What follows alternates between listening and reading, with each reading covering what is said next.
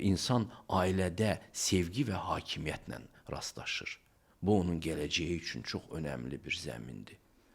İyerarxiya ilə rastlaşır, bir də sevgi ilə rastlaşır. Bunu ailədə qəbullanmaq öyrənməlidir o. İndi məsəl üçün bu yoxdur. İkinci də biz uşaqlarımıza indi ancaq savad verməklə işimizi bitmiş hesab edirik. Uşaq yaxşı oxuyursa sevinirik. Mənim uşağım əlaçıdır. Amma o uşağın həyat amalı yoxdur. O necə yaşayacaq? Əvvəllər məsəl üçün ona dinlə amalı izah edirlər. İnsan ömrünün mənası nədir? Nə iş görüb hara getməlidir? Yaxşı insan kimə deyirlər? İndi bütün bu şeylərdən uzaq tutmuşuq uşaqlarımızı.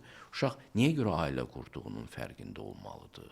Niyə görə yaşadığının fərqində olmalıdır? Əvəzinə çox zərərli olan karyera ideologiyası aşılayırlar.